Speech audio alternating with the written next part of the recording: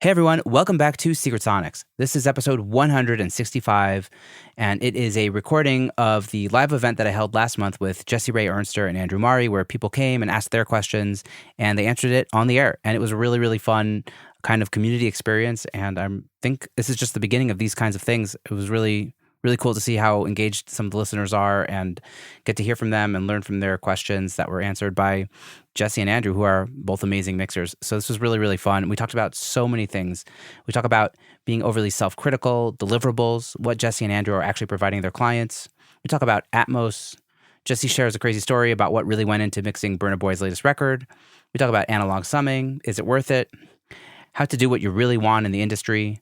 We talk about saturation, plugin development, monitoring, stereoizing mono tracks, reconnecting with the kid inside of you, technology, attention spans, and Sabbath. We talk about time management, the attack wall as a means of acoustic treatment, prioritizing elements within the mix, being a friend to the artists you work with, and everything in between. This was a really great chat. I really enjoyed this event and chatting with both Andrew and Jesse, so I think you're going to love this too. So with all that to say, here's my conversation with Jesse and Andrew coming up right here on Secret Sonics. Hey everyone. If you're anything like me, you often find yourself looking for business insight in podcasts. And I'm sure many of you are also into meditation and reflection to help better understand yourself. Former guest of the show, Carl Bonner, decided to launch a podcast that brings these two elements together. It's a series of guided self-reflection exercises, but specifically for freelance creatives like you and me, focusing on the struggles we face as we try to grow our businesses, while also finding more happiness in the work that we do. It's called Thanks for Thinking. It's definitely an unusual format, but if you want to grow your self-awareness, find deeper career satisfaction, and make more money, then I think this podcast might be for you. Experience it for yourself and click the link in the show notes below. You're listening to Secret Sonics, a podcast exploring the creative side of music production. Join us weekly for honest conversations with real-world music producers and audio professionals.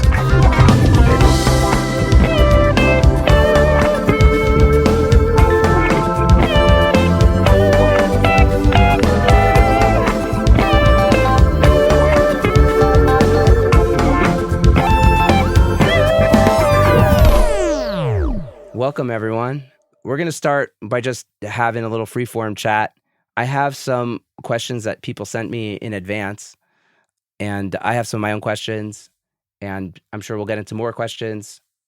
Let's just hang out. Like, I even brought a beer. I kind of stopped drinking while I do podcasts, but I brought a beer this time. Gotta have to go get one. Yeah. Gotta let loose sometimes. So, cheers to 11 a.m. everybody. for Jesse. As we say in Israel, Yeah. l'chaim. Or L'chaim. all Jews around the world actually say that. So, cheers to everyone. Cheers, Yeah. man. Awesome. Yeah. And so hope everyone's doing good wherever you are. Let's jump into it. You know, Travis sent us a question. Let's start with Travis's question. What are your thoughts on being overcritical of yourself and your work early in your career? Does it hold you back or does it make you better? Let's throw Travis under the bus, and we'll start with Travis from Progressions. Yeah. Let's hear from, whoever wants to start first. Jesse, you have a burning answer to throw out right now? No, I'll take it. no. All right. I mean, for me, I still beat myself up a ton. I mean, it's really hard to listen back to work that's sort of like near the finish line. I feel like I go through this arc where like I have a lot of confidence going in, and then I hit some roadblock and I work my way through it, and I get to a point when I'm like pumped about the mix, but then I get this last insane doubt at the end, and it happens every time. But I remember this would happen like to an even worse degree as I was getting started.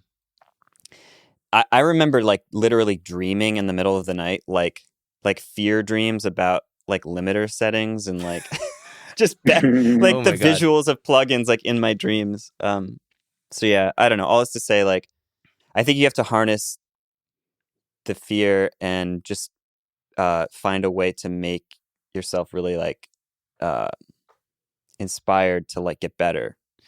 And yeah, I don't know.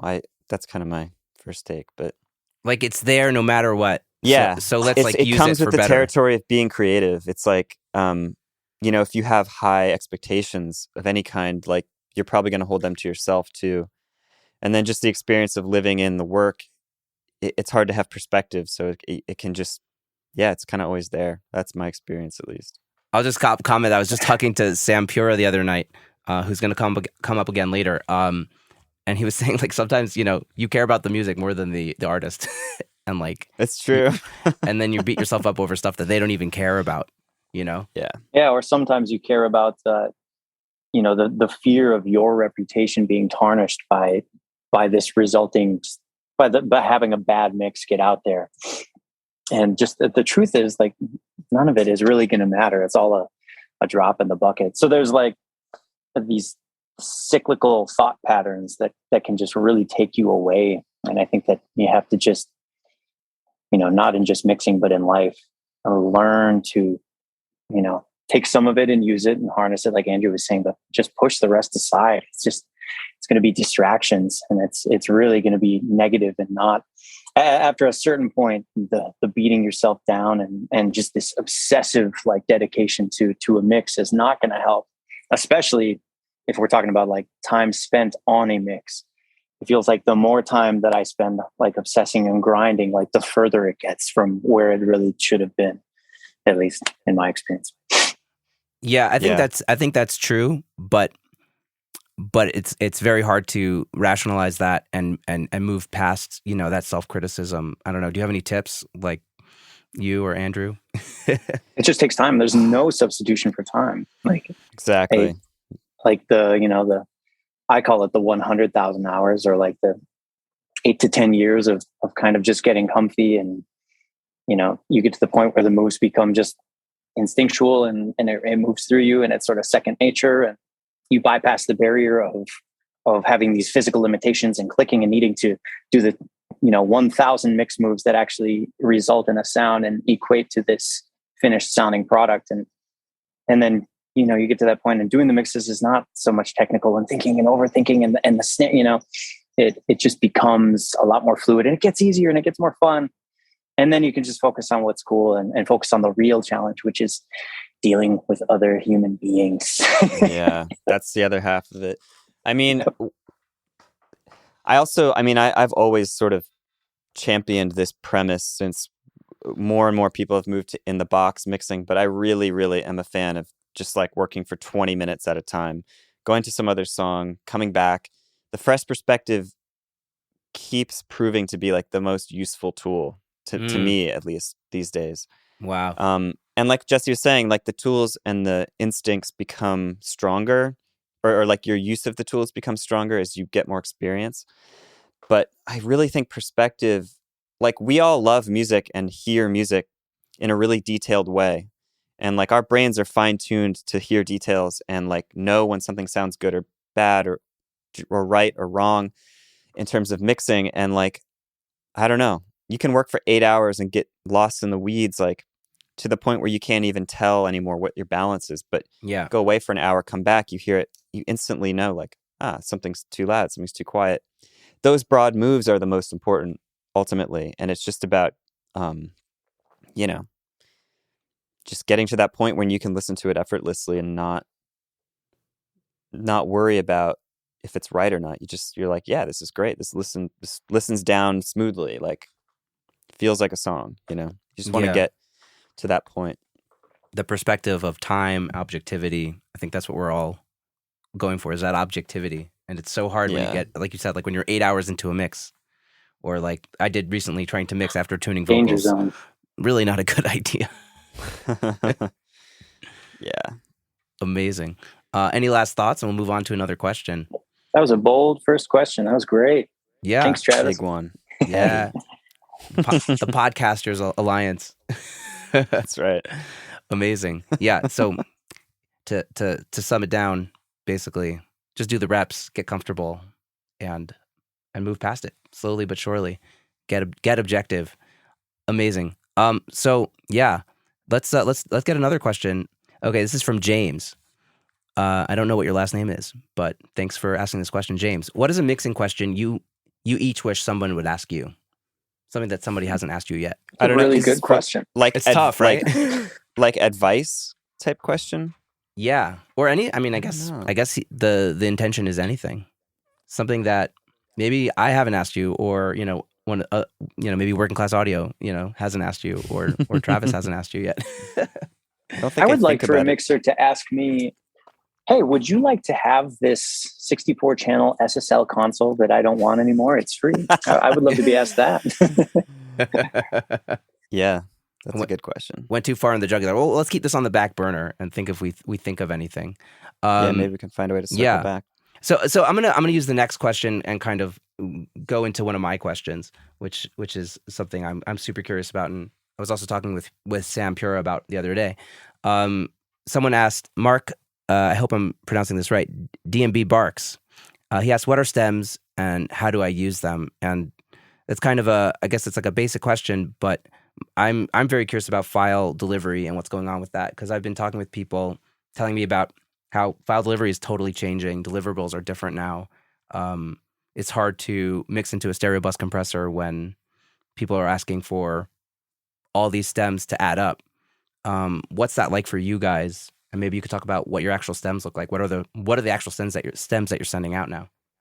To be clear, this is stems at the end of the mix get given back to the artist and label. That's what I'm assuming, but maybe I'm wrong, Mark. If I'm wrong, please share in the chat. Yeah, I mean, I don't know. It's funny. I feel like every engineer probably does it their own way, and like unless there's a major problem, someone will push back and be like, "Oh no, actually, we need it this way." But I don't know. Personally, I don't really talk about this much with other mixers, like what they're delivering. I'd be curious to know, to both of you and whoever, like what you default to. For me, I just do, these days I'm doing a solo and bounce method, and I just take the limiter off. So it's the entire session chain live, but with, solos happening. And then I use Bounce Butler to run them off. So I spend about 30 minutes just reorganizing the session, do a solo, save as, solo, save as, and then I use this app, Bounce Butler, to automate opening and bouncing each one of those save as states. And I'm pretty like regimented with my gain structure, and I always work in a way where when I take the limiter off, there's headroom and everything will breathe and work without clipping. So yeah, that's my current system. I used to do it differently. I used to do more of like a select tracks and export when I used Logic, but Pro Tools I don't think really has that. And people tend to want the effects baked into the stems. Yeah. Which works better for like live, playback tracks or like remixers, or I think it's just a more useful way to go. So soloing and bouncing is the only way that makes sense to me. Yeah. Can I ask how detailed you get into with what you're actually soloing? Are you soloing like a total drum bus, or is it like kick, snare? Like how detailed is it?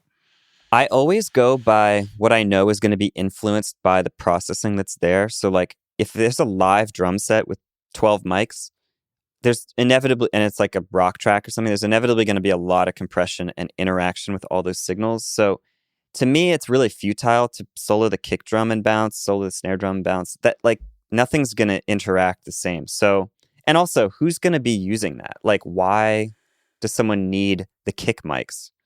Yeah, in the stems? It's like, I mean, I guess Atmos is we'll get into that, I'm sure. Atmos is the question. That's like the follow-up question to that. Right? Lately, I've just been doing like, all right, there's a drum set, that's a stem.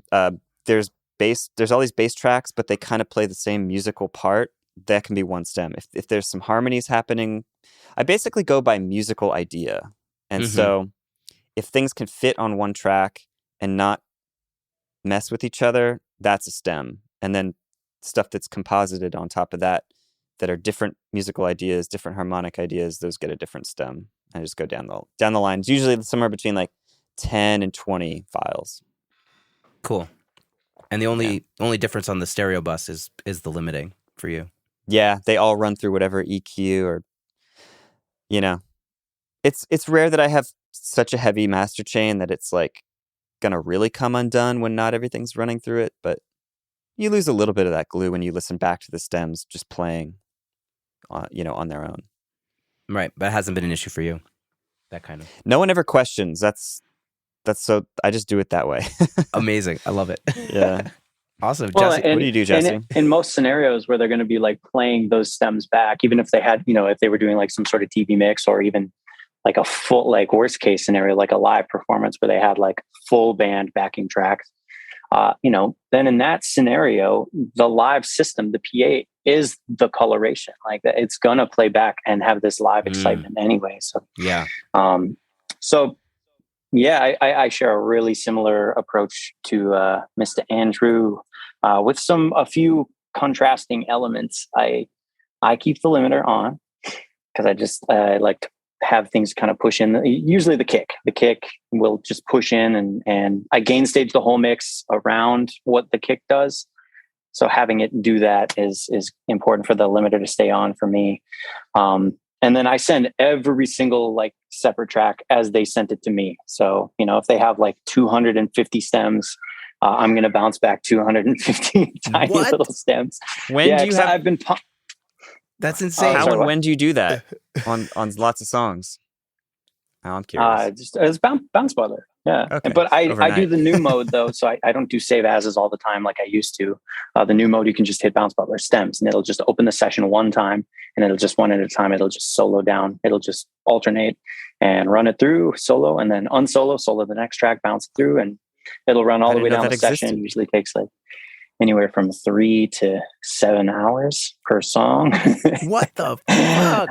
Yeah, no, I've been burned too many times by by an MD hitting me back, or the artist saying like, "Hey, we really, even though those keyboards are doing the same part, we want the top end. Like, I want that part to actually be on our tracks live, and then I'm going to play the lower part." Like, okay, it's like, yeah, you got it, but I'm secretly just kind of angry and burdened by digging the files out of the archive drive and pulling them back onto the work drive and opening the session back up and then kind of pushing the entire day back by having to rebound stuff.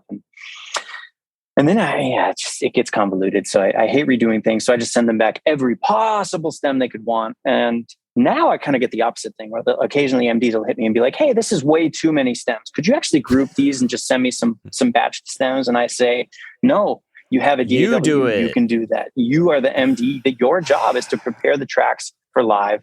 Do your job. Thank you." Mm-hmm. Wow. Mm-hmm. Well, I hope you're doing that 3 to 7 hour bounce butler thing while you're sleeping. Yeah, of course. Yeah. Yeah. That's crazy. I kind of resonate more with what Andrew's saying of like, hey, like you hired me to mix, this is how I got the drums, to glue together but modern demands. It's so interesting. I've definitely written like 30. Go ahead, Jesse. Sorry. No, I was going to say this might be a good segue into Atmos though, because I think that kind of defends a little bit of the separate stems thing as well. But what were you going to say first? Yeah. I was just going to say, like, I feel like I've written 30 emails in the past couple of years to MDs being like, I know there's like a million ways to do this, but like, yeah, this is your job. Like, here's what I'm giving you. Like, you can make sense of it. And if you need to dig further, like, get the multi-track from the artist, like, yeah. Nice. Have you had the setting MD boundaries hit you yet? Have you had it where they hit you up and say, "Hey, stems are actually great, but I need 2 bars at the head of the song. Are you able to print that in? And then I need everything at 44.1, 24-bit instead of 48K 32. So please, if you could get that back to me according to this guideline sheet that I've attached via the PDF." Yeah. Just like, come on. Yeah, I know. I don't want to be a dick to anyone, but like, I'm sorry, I'm not going to add this unpaid work to my load, Just not going to do it. Right. Unless you're adding that into your cost, I guess, somehow. Yeah. No, it depends on the artist too. I'm never going to allow them to add the cost. Like, ethically, that's just not a responsible use of funds. Like, it's like, you paid me to do something. You're paying this other guy to do something. Right. We've already been paid. Have the guy do the thing that he's being paid to do. Right. That's the MD's job. They should be able to figure that out inside of Ableton, right? Like that's reasonable. Before we move on to Atmos, which I really want to talk about, which I think you're right to say this is a natural segue. Someone asked what an MD stands for, a musical director. So for like the live band for an artist, usually has an MD. Great. I love real time. Yep. This is great. Yeah, that's the person who would be in charge of putting together a live performance, like a run for a tour or even just a show. And they put it all together in a session and get the band organized. Yeah, it's their gig. Sorry. Yeah, no. Elaborating. Everyone has to learn, and there's no bad questions. Wait, so Travis asked a follow-up question to the stems, I guess. Ever phase check them? I find that you still get pretty good cancellation. Travis, like, do you want to unmute yourself and elaborate a little bit? Because I'm not totally sure what you mean. I mean, I guess I understand what phase Like check means. with the mix, I assume. Yeah, phase check it with the mix print. Oh, okay. Never thought to do that, but that would probably help you dial in the sum a little better. But I assume it's pretty close enough. I don't know. I should try that sometime. Have you done it, Travis? Yeah, I do it at the end of. It's actually surprising how much it cancels. You know, just you hear some like transient spit, but yeah, it's worth checking out once. What are you adjusting? Cool. Just the level of a few elements usually? Like, what do you do with that knowledge that there's some stuff not canceling? I just do it to verify that it's going to sum. I just throw everything in a Pro Tools session, phase flip the main mix, and just go through my prints. Got it. Make sure I didn't miss something. Very or smart. Plug in was off. Yeah. Thoroughness is the game. Pro tip. Yes. Mm-hmm. I love that. You know, that actually is the coolest thing that I'm looking forward to with having like the real Atmos setup soon. Is that I do a lot of this type of reference checking, you know, whether it's Travis's way where you have the stems and you're checking them against, the mix.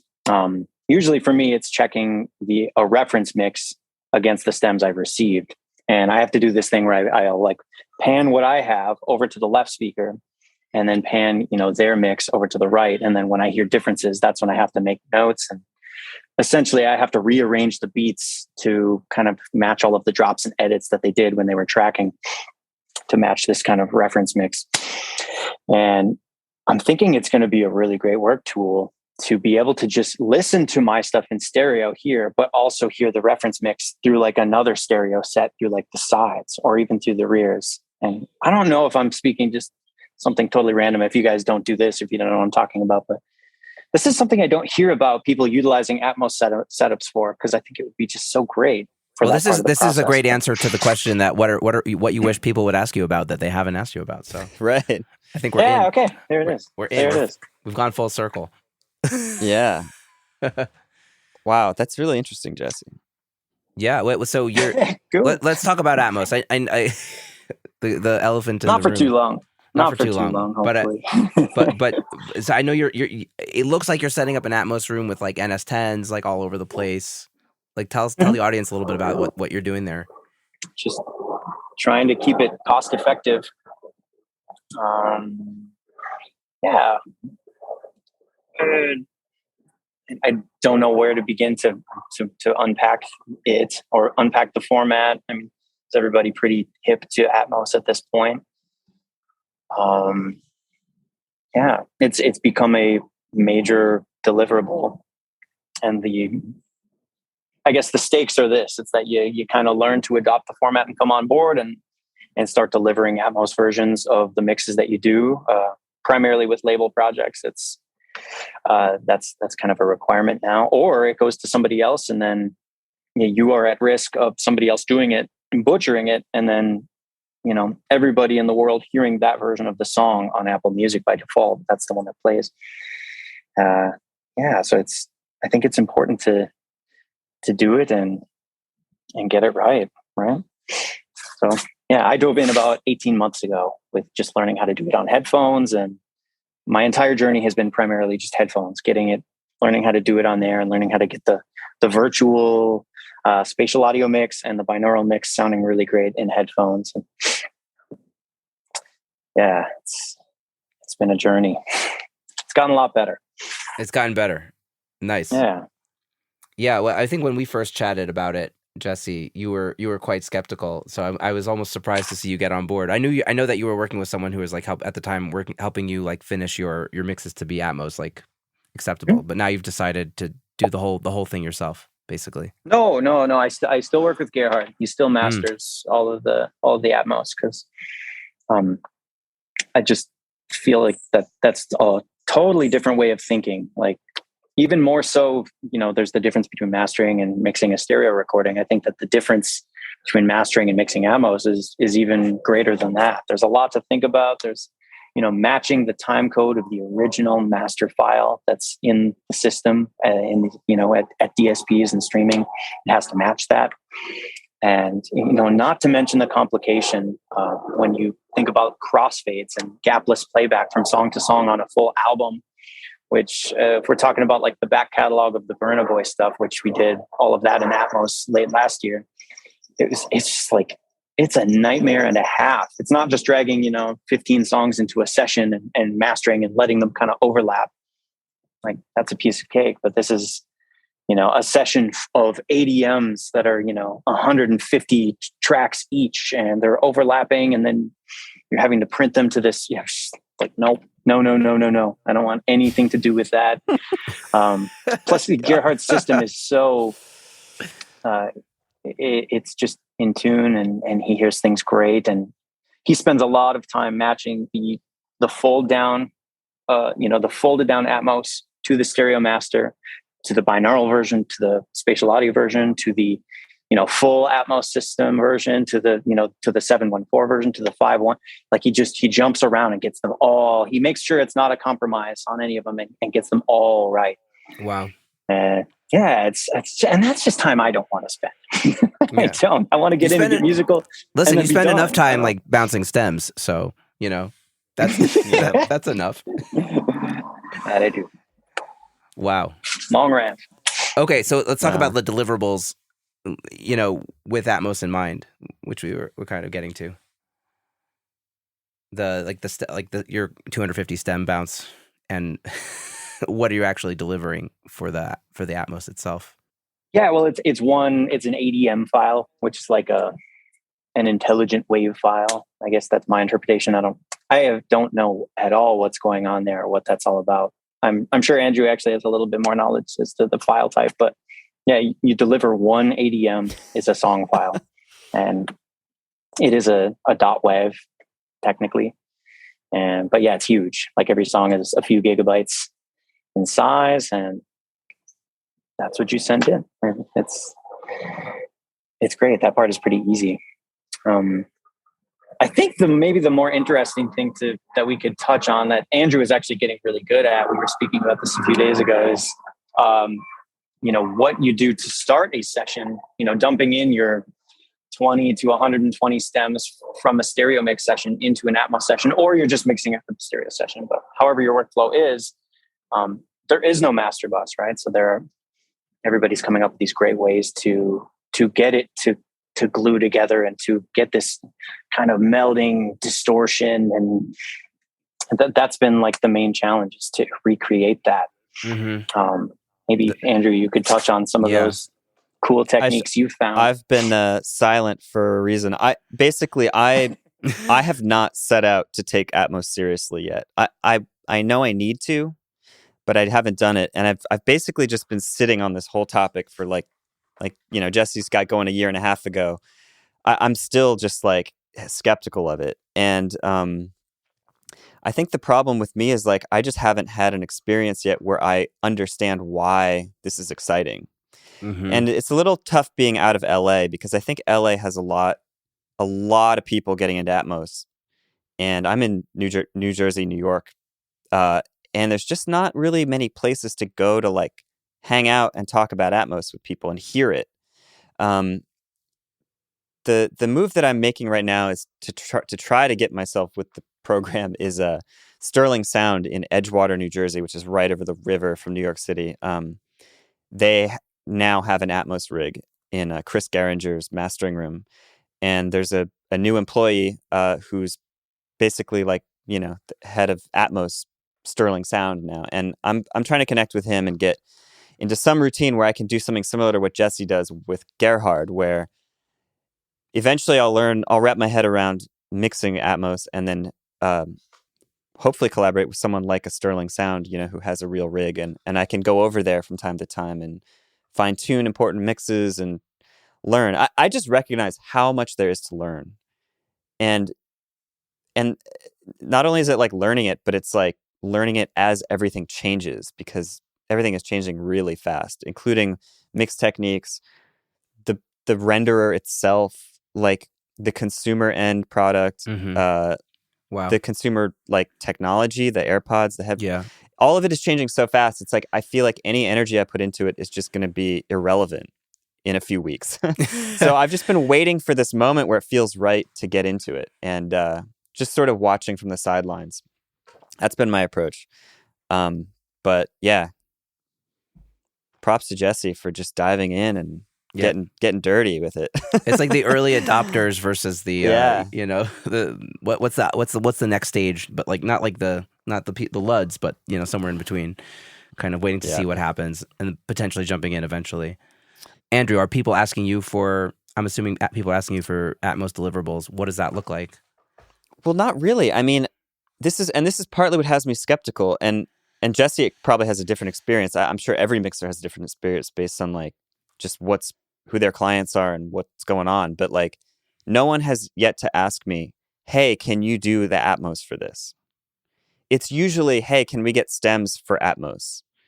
Because they've already got some mixer in mind, and I haven't really like put my hand up to be like, "Hey, I can do it for anything," because I'm not there yet. But yeah, I don't know. I don't see the consumer demand, and I have yet to feel like inadequate with my clients for not doing it. So I'm just waiting still. Yeah. That's my honest take. Yeah. Totally. I love it. Yeah. That's basically where I'm at. I mean, I haven't even heard an Atmos room, so I can't even judge anything at this point. I really want to hear a good one. I haven't yet. And I think this visit to Sterling Sound, hopefully in the next couple of weeks, will be the one where I can be like, all right, this is tight, or like, I don't get it. I still don't get it, Yeah. We shall see. No, this is great, guys. We have a couple questions from the chat about Atmos specifically, so maybe we can answer a few of those. Felipe asks, I hate that Atmos on Windows needs a MADI Dante to a separate PC. Is it finally time to move to a Mac? Is that I don't know anything about this. I haven't even dabbled, so. I think you can use a Mac for the separate renderer computer. There's a million ways to like structure your thing. Jesse, go off. Yeah. I would say at this point in time, at least for now, having like even just a cheap Mac that can run like I think the latest OS that has the new logic, that would allow you to monitor in spatial audio in AirPods in real time, which at least at the time of this recording is the main, like absolutely the main way that people are hearing the spatial audio, or the Dolby Atmos sound. Man, it's through Apple Music, and that is the way that you could get in and just be ensuring that it sounds right like that. Because as far as I know, you can't unless there's some strange like boot camp style Hackintosh on a PC type thing. But yeah. And Greg wants to know any resources you could point us towards for beginning Atmos mixes on headphones specifically. I don't think anyone knows. Everyone has their own weird concocted like experiment running. Yeah, no, there was one good video though that I saw that totally got me started, and I think it was called "Mixing Dolby Atmos in Pro Tools on Headphones," and I think Dolby, it was very, very self-explanatory. This was like January of like 2021, maybe February, and but there's been so much since.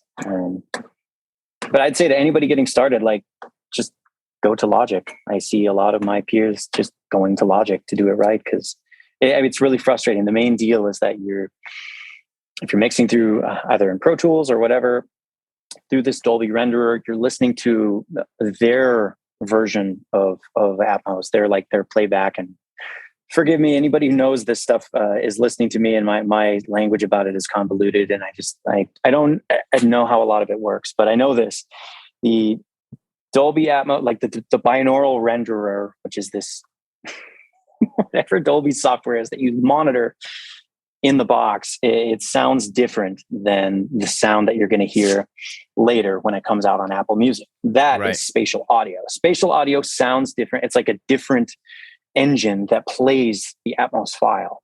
It's different than the binaural file. So the only thing you can do now is monitor through the binaural renderer and hear that, which is Dolby's version, and then just guess what it's going to do later, unless you print an MP4 and download it to Dropbox, make it available offline, and then listen to it on your phone. And then you hear it. And you're like, oh, this is spatial. Wow, it's very different. The balances are different. The stuff I panned out to the sides are like really loud now. The mid range is kind of different. The low end, like the bass is, wow, it's different. The LFE, send is everything sounds different. So the mix that you thought you dialed in that was great, now you're hearing it and it's just full of surprises. It's really frustrating. And that's the back and forth approach where you just make notes and you have to go back and make the adjustments and just pretend you're hearing them when you're not.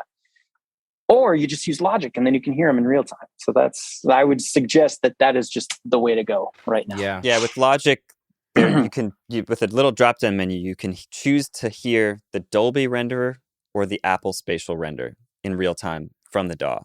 And that's a huge advantage Logic has over Pro Tools paired with the Dolby renderer at the moment. But again, that's just like, this is how Apple I don't even have any rules the world, right? This is their domination. This is part of my hesitation with all of this is like waiting to see how the politics of this new technology shakes out. And because all of this will change if suddenly Spotify starts having Atmos, and like what codec are they using? Because there's not currently no spatial on Spotify, correct, Jesse? That's right. I don't think so.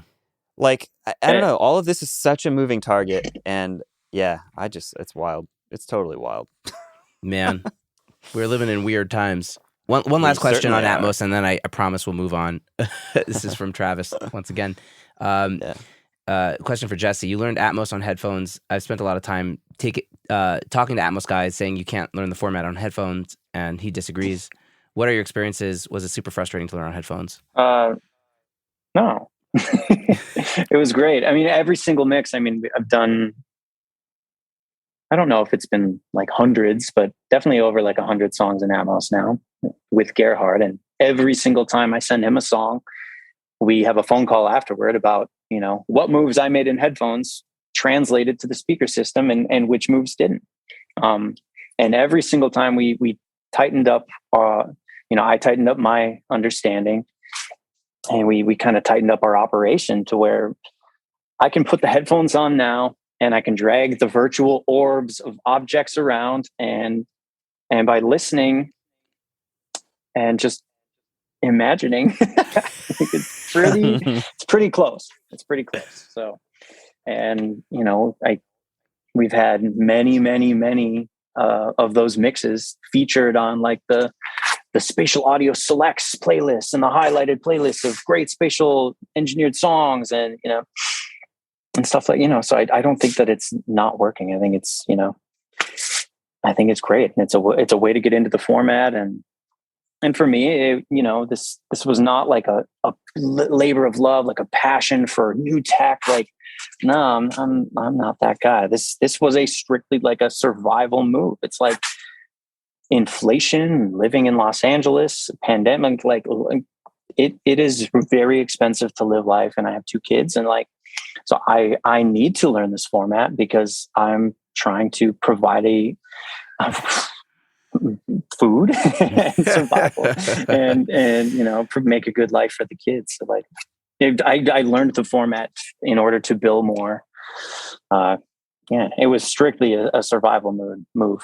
So I was really hesitant. I hated it, and I was just dragging my heels the whole way, and talking crap about the format.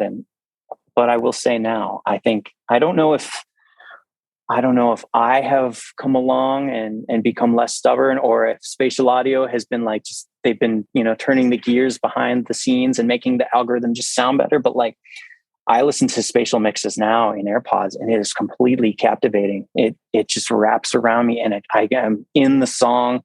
It feels great. It's so fun now, and I love it. I had this experience the other night as well. I was watching Dahmer on Netflix, which, whoa, that is some creepy stuff. And I had the AirPods in, and head tracking got turned on for some reason. I'm not sure why. So that means like, you can turn your head away from the phone, and it like the audio will actually like, and for a little while I forgot that I had headphones in, and I thought I was hearing the sound out of my phone.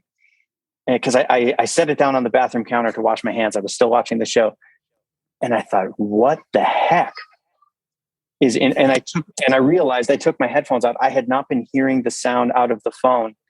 I was in this like augmented reality of hearing this sound come from, I don't know. It was amazing. It's immersive, and it gave me a glimpse into what is ahead.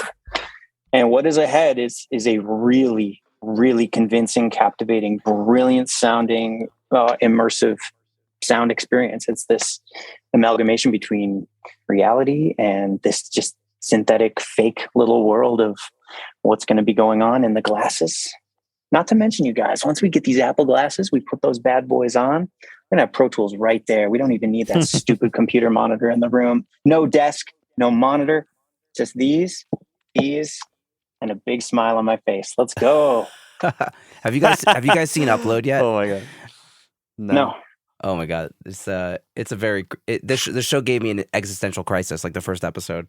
And then, and then once you accept the premise, it's like a very good show. But yeah, it's basically like people like upload their consciousness to like virtual reality, like before they die. And it's like, you have like a digital afterlife, and it's pretty insane. Oh my God. Yeah. And it's like, you know, I don't know if you saw Don't Look Up, but it's just like a couple degrees off of what reality is, and that makes it really creepy. You know what I mean? I don't think Don't Look Up was any degree off of reality. I wish this were the podcast to go into that, because that would be a lot of fun. Yeah, no, this is all staying. All right, let's move on to some more questions, because we got a lot of questions here. Okay, so cool. Stephanie asked a question for Jesse. Can you talk a little bit about your experience mixing the Burna Boy album? How did you get the opportunity, and what was your biggest challenge during the process? I'm assuming you're speaking about the latest one. I have been working with Burna for a while, so the opportunity just came through a long-running relationship now at this point. The initial opportunity came, it was just an introduction, because my manager is Burna's A&R at Atlantic. A little bit of a nepotism deal there. It just it worked out really nicely. But yeah, we did an EP together at first, and yeah, it went really well. And then yeah, the rest was history. This is the third full-length album we have done. And it was cool. So a little bit about the experience this time was a very, very quick turnaround. I think it was Sunday night, and they hit me up saying, "Hey, we got to get you all the files and get this thing mixed by Wednesday." So we had like 4 days. I panicked, so I called a couple of my assistants to just come stay at the house and help me out. So we had a few Pro Tools rigs running, and we had kind of a factory set up. And yeah, we got through it, and it was very, very stressful, but really, you know, there was a lot of good music involved too. So it was fun. It was, to be honest, it was more file collecting than mixing. Like it was, yeah, it was really just trying to locate the right files. You know, we'd be on the phone for days, just trying to track down, you know, this missing stem or that missing vocal that got tracked here with this engineer, but that engineer is out of town sick. So he's having the other guy go in and check the hard drives. And then we find out that that was an old version, a new verse got tracked. So it was immense, like detective work, just trying to get it together. And then, so the cool thing, this is kind of a problem solving deal that we did. We ended up not finding a lot of those parts. And, you know, we're not just going to tell the artist, "Hey, we lost your files." No. So we found ways to actually splice in the reference 2 tracks that were approved, of like the finals that he likes. He wants the mixes to kind of be like that, just a little bit enhanced. So we actually had to, you know, we would get to, okay, we're at 2 minutes now going into that next section, but we don't have the vocal. So I would mute all the stems and just fly in the 2-track reference that he likes and level match it and crossfade, make it just, and there are probably 15 instances across the album where it does this. That's crazy, bro. It's crazy. But the challenge then becomes, okay, how do I take my mixed song that sounds bigger and kind of beefier and have it flow into the older reference mix that's, you know, maybe smaller, or maybe it just sounds different. So that was the challenge. Sometimes it was a matter of automating and like backing off my processing slowly over the course of 30 seconds to get into that section of song that was really sounding a lot different. Or sometimes in some cases, it was just, we were boxed in and we just could not do any mixing or changing because it would sound too different when I got to that other section. So the album was full of those types of challenges. And then not to mention when he would give notes saying, hey, the verse on that song, or I need it louder, or I need you to mute that word. Luckily, then we had instrumental versions of some of the references too, so we could splice in sections that didn't have the phrase, or we could. There was even one instance where the vocal was missing, so we used one of our vocals singing into a mic, and then used EQ match with Fab Filter, and just made it. We pretended to be his voice with like an accent. It was very cringe. And oh, he better not find out. Wow, this story's getting better and better. And we spliced it in for like, we're talking like half of a phrase to get like an S and an ah vowel, like "sa," and we spliced it in and EQ matched it. Boom, it worked. Nobody will ever know. Wow. Until now. I've done that so with there like you go. I've done that with T's and S's, but not with not with more than that. Yeah. So whatever it takes to get across the finish line. Yeah, get it across, and the songs, did really well. It seems like people are enjoying it, and it's having a positive impact in people's lives around the globe, and that's what matters. It's cool, and yeah. But I was very happy when that one was done. It was just, I'm really, really happy and proud of it. But it was just, I have difficulty with that level of stress under a timeline. Like it physically gives me like anxiety in my chest, and I'm trying to find ways to not get into those cyclical thought patterns that I was speaking about earlier. And that's a challenge. And I'm just finding ways to calm down and just detach from it. So that's a work in progress. Right. Yeah. When you care about what you're doing and you don't have a lot of time, it's very difficult. That's like, as a perfectionist or trying to be a recovering perfectionist, time deadlines when I know I could do better, or if I had more time to have like the, I don't know, the stillness in my brain to feel like I'm being objective, at least with like my final moves. But you don't always get that luxury, right? Sometimes you just have to do the job, and sometimes that's the best work you do. Totally. Yeah. Andrew, do you have any crazy files stories like that? No, I feel like maybe I've been kind of lucky. Like, I feel like a lot of work I do is, the handoffs are really professional, and it's pretty rare that there's a giant debacle like that. I definitely have no story that comes anywhere close to Jesse's right there. All right. Nothing. I got nothing. That's amazing stories. Thanks for sharing, and thanks for asking, Stephanie. Yeah. Cool. We'll move on to the next question. This is from, I hope I'm pronouncing this right. It's either Angelo or Angelo. Does analog summing actually work? Specifically, the stuff I mostly hear online is that it helps with taming transients, allows you to push the ceiling a bit higher and louder, attenuates digital top-end brittleness, etc.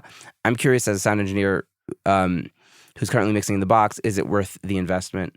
I think you guys are both in the box. Am I right? I am. Yeah, I have something in my pocket that I'm going to use to answer this question. One sec. Oh, there it is. Big thumbs down fist to summing. I'm with you. All of the characteristics that you listed that summing adds, I believe to be total nonsense. And it adds such limitations, and it imposes just such great restraints of time and the overall capability to do the job. It's just so unnecessary. I think that I hate it. I think it's like kind of a big scam, honestly. Nice. I'm with you, Jesse. I think look, no shade to anyone who has summing equipment. I used to have this kind of rig. Like, I had 2 different summing mixers at one point, a bunch of outboard. I cared a lot about what converters I was using. I kind of bought into this thing, and I think it's just a byproduct of the transition from analog to digital. And like, a lot of people's identities and thought patterns are tied up in the way they do things. And I think it's safe to say there was a large like gear manufacturing boom in the 2000s. A lot of equipment was invented and marketed to this topic. And I feel like everyone kind of just tricked themselves into thinking it mattered. And in my experience now, all the great mixers have learned how to mix in the box, and their work is no worse. And like, if anything, they all say it's easier to deal with and it sounds better now. All those things you mentioned, transient shaving, imaging, whatever, there's plugins for that now. You gotta be fearless with plugins. And if you think your mix needs more depth or transient smoothing or whatever, throw some plugins on there. Make it sound like that. Yeah. It's all possible. And you gain so many things by being in the box for session recalls and file exporting and blah, blah, blah, blah. Yeah, I love that answer, Andrew. That's great. Yeah. Yeah, I hope I'm not putting you on the spot too much, but Nacho Molino is in the chat, and he we chatted on the podcast. What's up, Nacho? Yeah, Nacho's awesome, and he was telling me, at least I don't know if he still holds, if this is still his opinion, but when we were chatting, he said it's better, but it's not worth it. Meaning, and I hope I'm getting this right, Nacho. But what he said was it does add more depth, but I've had to find other ways to do it, and because it's just not worth it, or it's like maybe out of laziness or deliverables or whatever it was. And I think he was talking about using reverb to get more depth in a mix instead of analog summing. So, Nacho, if you want to pop on, I don't know if you're available to do that, but I would just push back on I don't know. The more I do this, the more open-minded I try to be and just see the other side of any argument. If it's not always the case that you want more depth. I have come up to scenarios when I was transitioning out of summing where the in the box felt closer, and that was what I was looking for. And I couldn't get the analog to come forward more. I don't know. I couldn't figure it out. And so there's always a flip side to any characteristic of any sound. It's like, you don't always want one kind of thing, Yes, dude. It's like I've been obsessively remixing just like a rock song I recorded with my dad like 11 years ago. It's a special piece to me. I do it all the time. Every like year or so, I'll just open it back up. I can do it better now, and I'll try just a bunch of tricks. And we recorded it at through these Digi 888 converters back in the day. It's awful. Recorded at 16-bit 44.1. And I'm always like, I'm going to mix it at 48K or 96 and try to upsample. There is something about rock music just being with the lower fidelity, the lower bit depth, that like things need to be up front. And sort of like with especially the verb tails and things, as they get pushed back, like the depth isn't there. If it's not up front, it's like not audible. And that is a scenario where like worse is better. Or at least for that particular song, this horrible song. If I can quickly like rewind to the summing thing though, again, I just want to say, I think Nacho's point is great because it's not worth it. And I think it will hurt. There are just random times in a career when an A&R or an artist or a producer will hit you up and they need like a file, like something weird's happening. They're like, man, we're backstage at Jimmy Kimmel Live, and like this file turns out we didn't have it right. And like, man, can you come through for us? Like, I need the hi-hat bounce with an extra, well, like whatever it is. And like needing to unpatch your current, like, I don't know, maybe it's always patched in a certain way, whatever. But like, regardless, me opening that out of the archive and doing a like 30-second offline bounce and getting it to them like literally 2 minutes later is going to be faster and it's going to make a bigger impression than needing to like go through this summing rig and print something on in real time. And not to mention like what happens if one of the sides is leaking or like the power switch went out, which is always what goes out. Like there's so many variables of things that can go wrong and then you're not able to deliver. And it's just, I think that there are so many people doing this now and there's so much competition. And you know what? Everybody is great. There aren't like God level mixers anymore. There is like an army of incredible mixers. And I can name 100 of them. And men and women. everybody. It's just this is an incredible like community that's growing right now. But so the way we got to set ourselves apart is like being extremely just there for our clients and like offering the best service we can and like timely service and just being able to deliver. I think that's a way to show that you're dependable and you'll get hired back. Being able to deliver, I think that is the job of the mixing engineer, and having your the artists that you're working with, the clients back. That's everything, right? Yeah, it is in our world. I think it's just last idea for this subject is like this. A lot of us work in the similar part of the music industry, like where these kinds of things are important. But there are engineers who don't give a shit about any of the STEM.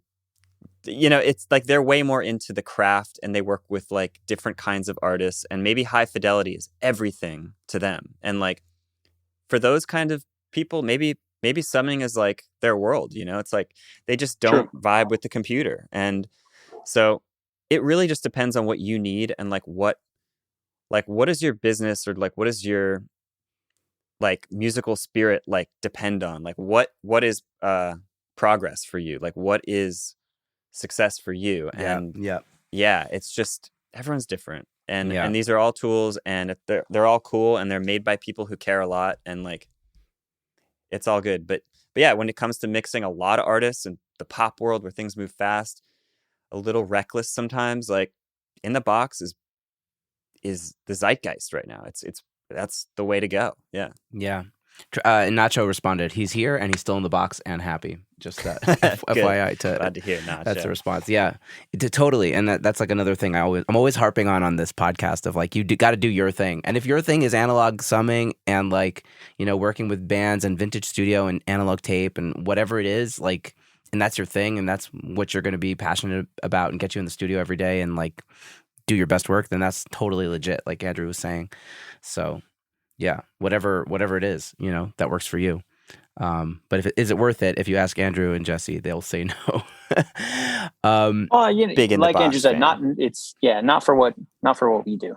Yes. Yeah. But then again, there are people doing what we do and still rocking that stuff and they do great. So each their own, I guess. Yep. Awesome. I'm going to move on to another question. This is from Greg. There's no way I'm going to pronounce your last name right, so I'm not going to try, but it starts with an M. How do you get to the point where you get to work only on the projects you truly believe in and still pay your bills comfortably?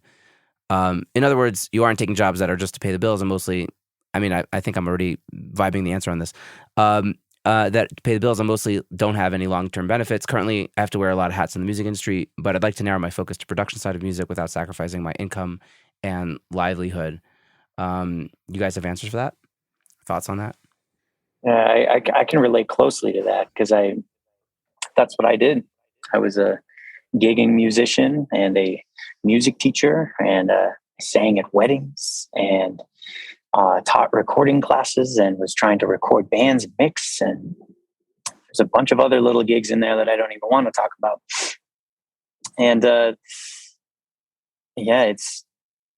it is really, really, it's difficult. A lot of luck comes into that, right? But I would never advise like sinking your ships to just jump right in until the work is like enough and overwhelming. I guess that would be the thing. This is like, it's tough. We have more opportunities than ever in this day and age, but it's also like one of the toughest times to be alive and to survive, So I would say there's no shame in wearing multiple hats because I think when I look back at all of those different types of jobs, even though they didn't necessarily relate to exactly what I do now, like all of it was musical experience that added to my musical vocabulary and my just overall aesthetic, musical memories. And just, I learned what haunts me and what gives me goosebumps and what, like I remember obsessing over snare reverb when I was like 5 years old and I called it the long snare. Anyway, all of that adds up. Hey, man, Andrew, can you like piggyback that Well, on like this how is like to know when to? it's the ultimate question. I mean, it's almost so big that there's no answer. But yeah, my thinking goes to the same thing Jesse's did, which was that it's your cumulative life experience that really is like the Going thing deep that we're here. talking about here. Yeah, it's like it's like what your musical brain is made of, and like what your social skills are like, and who you've met in your life, and like who gave you a shot early on, and like there's just all these things that you have no control over, really. It's just life happens, and you try to steer the ship, but it's when you really think about it, it's kind of futile. It's just like you just go with it, and you just work hard, and you try stuff, and I think the bottom line, though, like my experience has been that, I mean, I've done my homework in working really hard and studying mixing and doing my absolute best to make the best mixes I can, but all of the progress kind of comes from like people I've met. And I think that, yeah, reaching out to people and making friends and community is kind of like that's the thing you have to do, even if you're like the world's best mixer. If you're the world's best mixer but you don't reach out to anyone, no one will know who you are. So it's both. Yeah, find what you like and like reach out to those people. It can be a little scary. It can be a little, you feel a lot of fear of failure. I mean, I certainly struggle with this. Like, but I don't know. Play it cool. Take your time. Reach out to people. Get to know people over time, and sign yourself up from time to time to like try to work with people. You know. Yeah. But who knows? Yeah, I relate to that a lot. I'm very much in the process of figuring out, how do I do more of the things I want to do and less of the things I don't want to do. I guess we're all trying to do that, right? And I decided like maybe 5 years ago, it's like I just really need to enjoy this journey. Otherwise I'm not going to enjoy this. It's going to be terrible if I just like all I have is this goal of me doing this kind of work. I'm just not going to enjoy the next 5 to 10 years. So I need to really just enjoy all of that journey that it is and whatever it becomes. And so I'm just very slowly, and I don't know if this is the right approach, but this is what I'm doing. I'm just very slowly trying to do more of what I want to do and less of what I don't want to do, and figuring out how to. I've been like delegating, like I do random audio work. I don't only mix and produce. Like I do podcast work sometimes, and I'm trying to delegate some of that work so that I help make it sound better, and somebody else edits it for me. And so now I'm making more money, but I don't have to spend as much time doing that stuff, and I have more time to do the music stuff and be with my family and all that other stuff. And I'm just slowly working through this puzzle of life of how do I get to do more of the things I want to do and less of the things I don't want to do, and just trying to enjoy that process. Kind of like how Andrew said it. So I don't know. It's like slowly but surely, let's get there, but let's enjoy it while we're at it. That's the kind of thing that's where I'm at right now. Yep. I think I saw that Travis shared an IG clip, and I hope that it's the Damien clip that I shared the other day. That is something you should go watch right now. Oh yeah, I saw that also. Damien's a guru, man. Damien is the guru. Wow. What a good human. He really spells it out, I think, better than any of us did. Yeah. All right. Well, we'll link to that in the show notes below, so you can go check out that Instagram reel. I'll make sure to find that. Amazing. Let's move on to the next question. This is great. Yeah. Well, this question is from Chuki. How and when do you approach using saturation to tame dynamics and increase perceived loudness across an entire mix? What helps you decide what to saturate and how hard? Both of you consistently achieve pleasantly competitive yet dynamic open mixes. That's like the best compliment you could receive. My thinking is that I lean heavily on master bus processing to get that stuff across the board. Like if I feel like a song that I'm working on needs more saturation, I don't really think about what elements need more necessarily. I kind of like, I feel like, all right, I want to hear this whole thing more saturated. And I'll go to tools like the Studer A800 tape or Virtual Mix Rack VCC, Saturn, I don't know. Stuff that has a lot of cool vibe and flexibility. But maybe a drum bus or like a vocal bus might be another place I would add saturation to. But usually I focus more on balance and tonality and space. And then saturation's kind of an afterthought. It's like, does this thing need to be more saturated or less overall? Totally.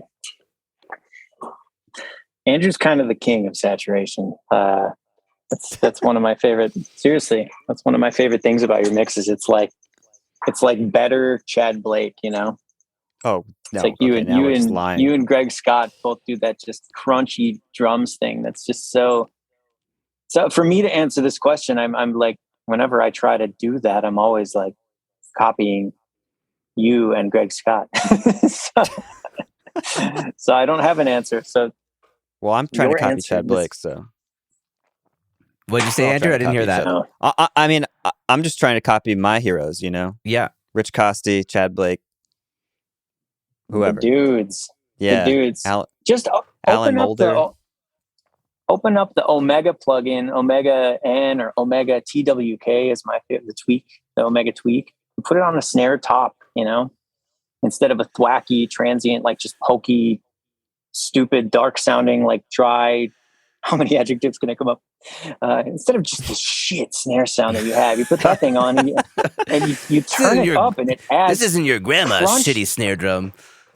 Dude, it adds crunch and sizzle and it levels out the hits and it just rounds the trend. It just makes everything just better and brighter. You don't even have to EQ it now. It's like, so you just said that's a way that I like to use saturation on drums. But really, if you want to hear how I use saturation, just go watch the Steam Driver promo video. Oh, yeah. You can see all the good stuff in there. You can see my... Yeah. We're gonna have to get into. I think that's a good transition for the plugin development thing. But I'll just kind of mimic what Andrew's saying, and I do a lot of saturation on the stereo bus. Actually, I mix into like the what's it called, the HG2 these days, and I'm like also rethinking. Love that thing. I love that thing. What is awesome. I have Black it like Box. Black Box. Oh, Black Box. Plugin Alliance. It's at like, I don't know, somewhere between 15 and 30% wet on my stereo bus these days. But I'm rethinking it now with the whole deliverable things and thinking if I could try to make my saturation happen earlier down the chain, but I'm not there yet. Anyways, that's where my head is at with that stuff. But right now I'm mixing into it, and I just find when I bypass that, almost always, sometimes it messes things up, but almost always it just adds a bit more depth and it just makes everything feel a bit bigger and nicer. So that's kind of where I'm at with saturation on like the stereo bus thing. That's where I find that it does the most good, and it's just a little bit and just adds that extra element. It's kind of like a master bus thing. I'll add my 2 cents. Wait, so let's talk about plugin developments, especially before Jesse has to run. I just talked with Sam Pura, and I know he's also working with Eddie from Keve Audio. Just like you, like talk about what inspired you to kind of get started with plugin development, and what's that journey been like? It's been a great journey. I was inspired to get into developing plugins. I'll restart the sentence. Reboot, rewind. When I began developing plugins, I just wanted to diversify my presence in the space of what we do, because I know not what the future holds. And I think passive income is very appealing. And at that time, there were a few ideas that I had of things that didn't quite exist in the exact same capacity of what I was envisioning. Some of those things still haven't come out. Some of those plugin ideas just turned out to not even work at all. And so there's been a lot of learning and growing with that. I can't anticipate how long I will be able to work professionally as a mixer because of this just changing state of the industry and degenerative hearing loss that could be coming up real quick. My dad, I don't think it's going to be so quick for you, Jesse.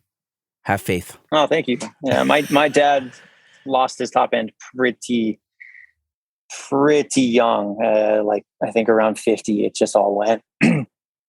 So a worst case, I want to have some sort of backup plan or other thing going on to where I could hopefully be like semi-retired if that were to happen, or, God forbid, some sort of Alzheimer's or something, or something even worse where I, would be taken from the planet, and hopefully my kids would have something in motion to help, continue to help the family. But, it's difficult because I on one end, I feel like every single idea has been executed and it's all there. But what I'm learning is when I try out like new plugins, like all the Good Hertz stuff, like this Megaverb plugin is so ridiculous. I tried it today for the first time, and it has like saturation that is just, it's like a brightness. So it's like, man, this reverb is muddy. I could EQ it, or I turn up the saturation and it just like makes the top end so dense and audible and fuzzy in like a fuzzy textured way. And I'm like, it's so useful. Like, I don't know of any other plugin that has ever executed that to the same extent. So I'm learning that no matter what, there are new ways to present ideas to users. And so yeah, that's kind of my mission now, is to combine the pretty heavily technical way that I think, but make it kind of artistic and fun and accessible, approachable for people of any age and of any skill set, of any level of skill. This is like such a run-on sentence. I'm greatly apologetic for that. I kind of just rant and rant and rant. Yes. Nice. Well, can you give like a shout out for your new plugin, which looks super dope? Yeah, Steam Driver. Just give us like a brief on it. Yeah, Steam Driver is. You could pitch your shit on this podcast. That's part of why we're here. Why not? Sure. Yeah, it's $15. It's an amazingly pumpy, just destructive distortion compression box with a pretty cool, discrete modeled EQ as well. I think it makes everything better that you send through it. And it has a just ridiculous video game Myst-esque GUI, which has been pretty fun to read the trolling comments on all the YouTube pages. They say don't read the comments, it'll discourage you. Like, I read the comments, and I'm such a troll that the trolling actually just... I wouldn't even say like, oh no, it fuels me to make good. It's like, no, it's hilarious. Like, if people say that I suck and it's awful, it's like, God, that's awesome. I probably do. Yeah. Yeah, there it is. Go get the Mixland Steam Driver. Nice. We'll link it up in the show notes. Andrew, I'm assuming you don't have any plugins in the works, or maybe I'm wrong. I don't know. No. I mean, years ago, I thought similarly to what Jesse's doing. I was like, this would be great to diversify. I have like a lot of ideas. And then I just quickly like came to terms with the fact that I don't know anything about plugin development or software coding, and I didn't have any friends, and I didn't know who to reach out to, and the idea kind of came and went through my head. But thank God there's people like Jesse cranking out amazing tools, because there's more than what we need, that's for sure. But like, I don't know. I enjoy plugins, but I don't need to make one. That's my take. Yeah. Your brain would make such a cool plugin, though. We will collaborate on a plugin. I think we should collab. Yeah, that's the move. I mean, you've been giving me feedback on early versions of everything that we've released. That's true. And I always send those notes to Eddie. Eddie, by the way, you guys, is like the dude making the plugins. I conceptualize and come up with some ideas, and I usually just send him really like just loose kind of direction, and he turns that into zeros and ones that sound really good. And I end up just I've sent him all of my hardware now, which is like 8 or 9 pieces of gear in the mail up to Canada. And he unpackages them and plugs everything in, and then runs all these tests and models the gear for a couple of days, and then sends them back. And we've made them into plugins. He's really, really, really good at modeling and kind of capturing the non-linearities and the qualities of like analog distortion, and just the way that just the kind of the gooey, what a word, gooey. It's got to be a better word than that. Yeah, it's a gooey, grindy. It's the gooey, He gets that gooey, man. Yeah. Legit. Shout out Eddie. Amazing. Well, one day I hope to maybe see plugins from everybody. Who knows? No pressure on anyone's ends. Yeah. Okay. So here's let's move down. Let's get to some more questions. I don't know how to pronounce your name. I'm so sorry. Ray or Rai. He asked for tricks and tips for tuning mono tracks into stereo with a nice natural feel. Does this happen for you guys a bunch? I have one. You mean trick like up my sleeve. stereoizing a mono track? Yeah. Kinda? Yeah. I think that's what he or she means. For me, it's just all reverb or delay. Those are the tools for that. Mm-hmm. Chorus, which is just really fast delay. Modulating fast delay. Everything's delay. Everything is delay. Yeah. And exactly. I mean, H3000 is really fun, which is a delay. H2000 for vocals. I mean, time adjuster. You can start really simple. Just pull up time adjuster on Pro Tools. Just blend it in parallel and delay the sides out, and then maybe distort it, crunch it up, send it to a verb. Oh, the infected mushroom plugin, that wider, it's not phase accurate. It's really, really weird, strange anomalies going on there, but it's cool. Like that pulls stuff out and makes it really interesting. And shout out Apogee, because those Clear Mountain plugins, like Clear Mountain Phases and Clear Mountain's Domain, like those are really good effects. That stuff is really cool for kind of wideness. I haven't tried that stuff yet. I hear it's good. It's cool. I mean, for what we do, at least for what I do, I generally, if something is mono, like they sent it mono, it's mono in their ref mix, like they want it mono. So if anything, if it's a vocal, I might blend in a tiny bit of like stereo, just like some top end, maybe top and bottom, just like to help give it that shiny wide vocal sound. But like they wanted it mono, it usually should stay mono. Yeah, I've actually used this one plugin. Speaking of making your own plugins, Ken Lewis has a plugin called Greenhouse, which he sent me before I had him on the show, which was really dope actually. I got like I don't remember what I used it on. It was like an acoustic guitar that like just needed a bit more something to like, because it was I think it was like a live session, and the guitar just needed something else to make it sound more interesting. Otherwise, it just sounded like a pretty boring mono guitar, and I strapped that on. I don't even know what I did. I think I saturated it, and it has like a Haas effect, like doubling thing, and made it sound really groovy. So that's my kind of answer to that question. I don't know if you guys have checked it out. It's amazing.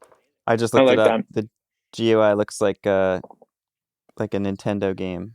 Like yeah, it's got a really cool Kirby's Adventure GUI or something. GUI. Sweet. I like it. Seems cool. The man is just collecting gold records for a living, so yeah, he has an idea what he's talking about. Yeah, amazing. All right, so last question for Jesse before I know he has to leave, and then we can kind of keep going a little bit. Nacho Molino, who I already mentioned, asked you about the crossover mods for your NS10s. Can you tell us a little bit about that? And I'm also curious about. Yeah, whatever. Let's leave it there.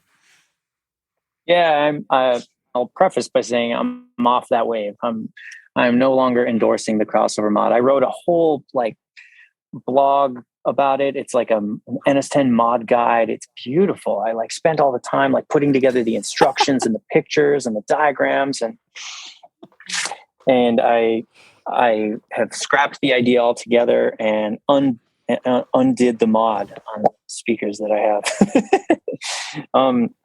So essentially what the mod is just replacing some of the components in the crossover, some better capacitors, and not relocating the crossover point, but just improving kind of the slope, which as a result, it took away that big bump at 1.6 and just kind of flattened out what they do. But what I found, at least on my sets, it actually kind of dipped everything from 3 to 4K. And really, I think I'm so used to the NS10s doing what they do, as stock, that I was a bit confused and disoriented by the really clean sounding ones. So listening to them side by side, 100% you would choose the modded ones. They sound great. They're kind of they're a little more smiley face. They sound like a Proac, or maybe a little more Janelec-y, if that's language you guys can grasp. If you're kind of hip to those, that's sort of the vibe that they give now. But like working on them is not it's just not the same. It doesn't show you all of the mid-range rub and overlap, and doesn't help you comb through the mids the same way. It's just kind of gives you this clean representation of the mids instead of the filth. I want the filth. And especially in like the attack wall setup, the NS10s just really, really do the right thing as they are. The studio model, the other model is a little bright. You got to do a couple layers of tissue because they have that brighter tweeter that doesn't have the piece of foam around the ring of the dome. And so as a result, they're a lot more lifted in the top end because they were made in the 70s, and that made sense. Music was a bit, I think more narrow back then. But yeah, that's where I'm at with it. If anybody wants the mod, I can shoot you the PDF, but I'm not going to like promote and have it like up online or anything. It's for now. Yeah. Okay, cool. Thanks for answering that question. Another long answer. I'm so sorry. Basically, off the NS10 mod and just using NS10s. But you're still using those Stras monitors, I'm assuming, like for stereo stuff. Not really. They've been packed away. They're like in a storage unit right now. So it's been a few months of just NS10s, and I'm like listening to what I'm doing now compared to what I was doing then, and like I feel like I'm just really elevated and being forced to work harder on the NS10s than I think the Strauss were. Yeah, I think it's a matter of they're both pretty flat. I wouldn't say the NS10s are flat, but they're both close enough to my knowledge of understanding to where I can work on them. But the difference is the depth. The NS10s have this muddiness and just these resonances that just kind of cloud everything. So, everything's kind of up front. They're really great for balancing in that sense because I can push things back and I can just balance a mix to where it really translates nicely. The Strauss, on the other hand, are so unbelievably deep and like invisible, and like there's the ocean of clarity everywhere. So like you can push a vocal back into the mix like 5 dB too quiet, but like to those speakers, it's like it's just sitting there in its own place and it's not interrupted. It's perfect. But then you go listen anywhere else, and it's like in the AirPods, it's like, is the vocal even on? Did it get muted? Like, I think was my bounce wrong? So like, there's this big learning curve about those speakers in that regard. And yeah, I think I'm just a better mixer on NS10s. But for EQing, there are no resonances and like just no weird things going on. So like EQing guitar tones or like finding out where the thud should be on a snare, it's like Strauss all the way. Like if I'm EQing, like those give you the picture, and that horn with the top end is so perfect. Like it's so accurate. It's amazing. And yeah, so different tools, switching back and forth, and strengths for different things. And yeah, I think the takeaway for me with monitoring is like it's all about having the color palette. Hi-fi speakers are different than lo-fi speakers, and they're both useful because we all know this. Everyone out in the world mostly has crappy stuff. Yeah, that's how people hear music. We can impress our friends with our perfect, super shiny, deep mixes, but like ultimately those things get collapsed with really bad reproduction in a lot of speakers. And like you also have to consider how they work when things are more two-dimensional, just by nature of the speaker. And NS10s seem to be really good at that. Mm. But you don't seem to use your NS10s anymore, Andrew, right? You do. They are. They blast in mono. Yes, well, it's stereo. I mean, there's a left and a right, but they're just next to each other, so I hear it as like one place in the room. What do we call that little array? I call it the boombox. The boombox. You coined the boombox NS10 that like 50 people do now. I love that. Maybe. I every time I would use NS10s, this is before I got the attack wall, I just felt like it was so hazy and like I couldn't see the center. I never liked NS10's imaging for some reason. It's probably my room, but by putting them next to each other, it seemed more point source feeling, and I just like felt like it was more useful. And now I'm just used to it. And I think the low end kind of couples when they're next to each other. Maybe has like really a bigger bump, which NS10s always sounded hollow to me when they're spaced out. That's interesting. Yeah. I think that's what I heard with NS10s. But there is something cool about them for balancing mid-range and vocal levels and stuff like that. Yeah, they're cool. But it's like any tool, it's just how well you know it. But you're checking all your monitors. Yeah, I have 3 pair headphones. I switched around like crazy as I work. Volume up, volume down, changing speakers. They all tell you something different. Mm-hmm. Yeah. I spoke with a guy named Josh Bonanno out of Nashville, and he was telling me, I'm down for multiple sets of speakers, but only if they're like totally different kinds of speakers. So like, a full range speaker and then like an Aventone or something.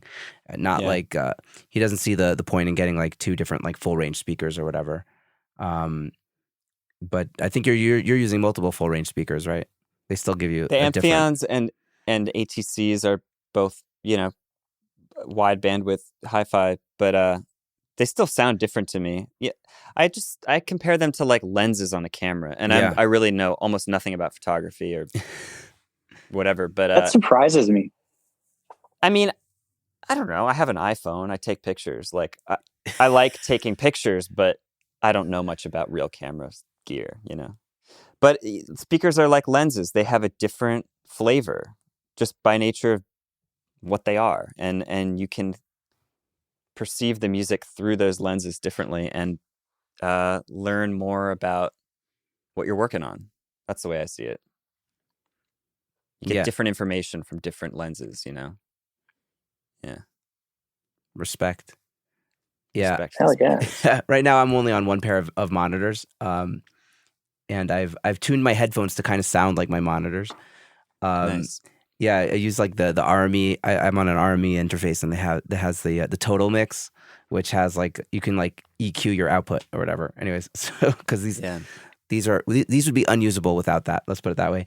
But yeah, I'm just on like a full range speaker, and they translate so well, like focals. They translate so well that it's just like, I don't know. It doesn't even matter that I'm not really listening on other things. Maybe I'm wrong, but like whatever works. Yeah, you do enough hours on a set of speakers, and it translates. Like I feel like that's the most important thing with the monitoring. That's where I'm at right now, at least. But things may change. Yep. Greg says his wife is a photographer, and she would cringe at the iPhone statement. But I'm not saying that the iPhone's better than. Oh no, I get it though. Yeah, photographers' line of work is threatened by everyone having a pretty high def camera in their pocket. Yeah, I love taking photos on my phone, but I don't care enough about it to get my own legit gear. Okay, cool. I have some other questions that are maybe more general, like just getting started, advice, stuff like that. I gotta hop off, my dudes. I'm so sorry. We have hit the 90 and he's got to move, everybody. Okay, so Jesse's signing off, and we will chat later. And thanks for taking the time to do this, Jesse. I appreciate it. Me and Andrew will continue a little bit more. Yes. Well, I'm excited when it comes out. I'm going to listen to the last part that I wasn't here for. But yeah, thank you guys. This was super fun, and we'll see you soon. See you around. Bye. JRE. Thanks for doing this. Thanks for doing this. Yeah, thank you. Yeah, you're welcome. Thank you. See you guys. Yes. Sweet. Awesome. Hey, Andrew. Hi. Things got more intimate now. But there's still 12 more people in the chat or whatever. So yeah. So I don't know. Do you want to talk about like kind of getting started, kind of that kind of thing? Because I guess I don't ask that much. I guess I ask about people's journeys and stuff, but like, I don't know, maybe what was something that was like really important at the beginning of your journey? This is kind of the end of the end of my podcast question. We probably went over it when I did the first interview with you, but I don't know. I feel like I've told my story in plenty of other places, but is anyone asking? Any more questions left in the Yeah, let's thing. see. I think we've gone through everything Maybe we'll of keep it note. focused on the Um, community here. yeah. I mean, so I guess we could talk about just like what's exciting for you right now. Like what is, it's been a while since we chatted. Like what has been Sure. what's changed, like what has happened in the interim? Well, I guess from like a mixing standpoint, not too much really. I've been luckily busy working on stuff that I like, different genres, different artists, different caliber of artists. I don't know. Something that happened recently that has got me more excited about music is I don't know. I feel like earlier this year concerts were kicking back up, and I went to see this band. Some people might know them, called Turnstile. Anyone listen to Turnstile here? They're like this rock band from Baltimore, and my friend showed me them, and I just fell in love with the album. And I haven't really like sunk my teeth into an album so heavily in years. And like for some reason, this band's record like really resonates with me. And I saw them live, and it just like blew my mind. Like I felt like a 16-year-old at the show. Wow. And I don't know, it just has given me so much like energy lately. And this the whole point of the story is just like you never know when you're going to get into something new. And it had been a couple years since I found an artist that like really made me remember like why I like music so much. And I don't know, that feels like the answer to your question. Like just off the top of my head, it's like I found a new band that I like and like saw them live twice, and they just kick ass. I don't know. That's what I'm thinking about throughout the day. Yeah. Like, I love that. man, I want to make a record like that, or like, I want to find an artist to collaborate with who's on that level, like that just resonates with me. And yeah. Have you and reached out? I don't Have know. you reached out to Turnstile? Well, I'm not the type to really do that. Like, we come from different worlds in a way, and like, I don't know. Who knows? Who knows what'll happen? But I don't know. I just find myself being inspired by it. Like when I'm mixing, Yeah. I'm thinking about the stuff that I like on that record right now. And That's amazing. Yeah, I don't know. I think the last record that did that for me was the Billie Eilish record, the big one, not like the follow up. Yeah, because there was something, and I spoke with Sleep. John Greenham, the mastering engineer, and it was just like Mhm. there's something about the emotion that just carried through in a way that I don't hear in most modern records. Of like, it's just it's so visceral, even though it's like very polished and like in your face and all that stuff. And yeah, I don't think I've heard a record since then that has been. I mean, I've heard great records from bands that I love. Like I love the new Smile record, and yeah, there's tons of great stuff. But that like was new and like hit me in a new way. Like it's been a while. Yeah. It's been a few years, and I was just listening to Guns N' Roses the other day. And I just like started to almost like weep just hearing like Slash's guitar tone, because there's just something there that like takes me back to being 15 and being obsessed with Guns N' Roses and those guitar tones and like that thing, and like when you go back to that teenage era of you and being obsessed with music and just like all that stuff, like that's like the feeling you need, Absolutely. I don't want to harp on Turnstile too much because it's just a band, but like that, it had this effect on me that I was worried that I had lost. Like I hadn't found something that was just undeniable to me. And I'm just pumped that I still can find things that can spark that youthful energy, because it can be easy to like slip into hearing music in a really different way when it's your job, like I'm always sizing up music in a way that no music fan is, like, or very few of them. And it's like a thought pattern. It's like a habit, you default to like perceiving music a certain way. And just it's nice to find something that can break that spell, where you don't even care to think of it in a analytical way. It just like moves you, Yeah.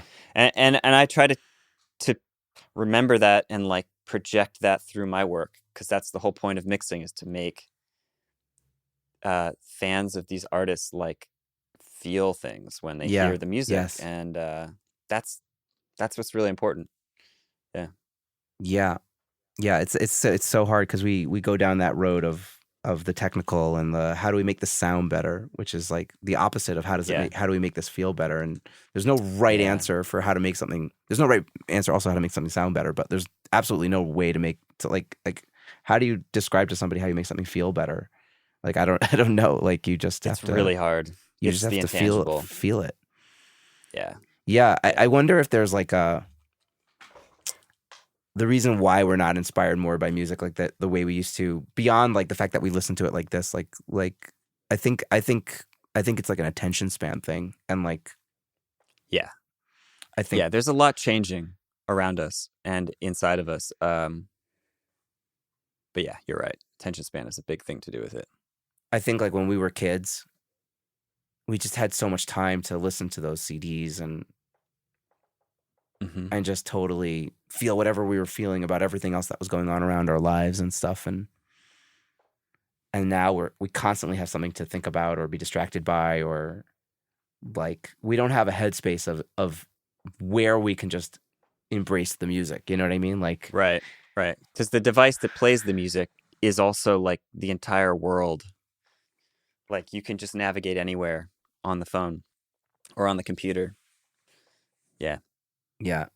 I wish there was like, I feel like once you've taken the Kool-Aid of like you have a smartphone and you understand what the internet is and whatever, like there's no way to undo that. Like your brain has been rewired by this, and it's like, I don't know if you have any tips for. No, I mean, look, this is, in a way, I feel lucky that I remember what it was like before then. You know. Yes. But that's just my personal feeling on it. I have no idea what it's like to be a kid right now, growing up with the phone, growing up with the internet at your fingertips. I think it's a completely unrelatable new paradigm we're in. Yeah. Circling back to Atmos, like I really wonder if Atmos is going to be the new zeitgeist at some point, and like it really will be the format that is just what everyone knows and loves. Like, you know. Yeah. Maybe, maybe not. We'll see how much VR we end up living in. You know, I think that's going to determine it. And and I think right now there's not enough.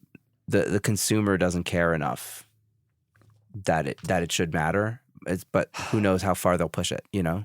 The thing that comes to mind with this subject is like everyone that's alive right now is aware of the encroaching, like, crazy new tech, and we're a little hesitant about it. But like anything over the course of history, things just kind of seep into place, and like, you know, it just might be that we're getting to a new baseline of accepting technology. And I wouldn't be surprised if in a generation or two, like, it just becomes completely normal that everything is AR, VR, whatever. And we're just going to sound really old being like, oh, remember IRL? Yeah, I mean, that's definitely not a world. It's not a world I'm interested in really living in right now. I know. We'll see. Yeah, we'll see what happens. Yeah, IRL is good. I feel like, honestly, like the best part about being Jewish is our Sabbath. I talked about this a bunch on the podcast of like just that's a great point. I shut off my phone for 25 hours a week. That's amazing. And it only works if you actually like are, you know, saying this is important and I'm not doing this. Because if you don't say that, then I don't think there's a way to keep it actually shut off. Yeah. And then and that just like that day helps me reconnect with like my home base and my family and just be like totally present, which I never get during the week. 6 days I don't have that full presence, you know what I mean? Right. Do you feel excited to get back to the technology like the next day, or does it feel like I kind of want to stay in Sabbath mode?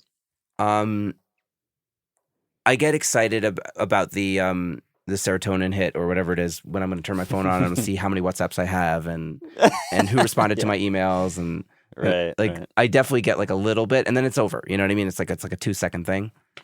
Yeah.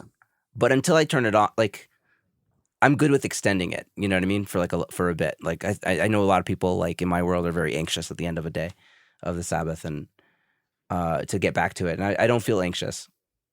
but there is like a moment of like, oh, that's exciting. I'll see, for that, like that very brief moment of like, what are my WhatsApps going to be at the end of the day. Yeah. So, yeah. But it's definitely helped keep me a sane person. But I don't know, people deal with it every day of the week forever. Like, I feel like it's just not sustainable for having like good mental health. I don't know. Yeah. But no, it's good to find the time that you need to decompress. yeah. Do you have like a meditation practice, or like a way that you kind of allow yourself to be bored and let your brain to like wander and like get out of the grind mode?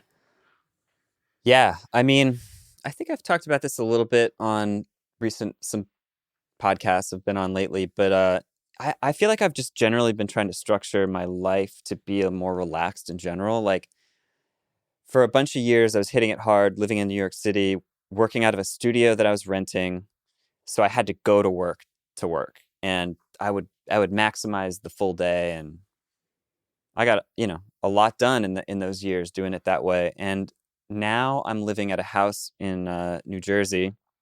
I still go to the city, pretty much weekly for a day or two or three, but I just I have this building that's my studio that's just off the main house, and like I can kind of wander in and out of working all day.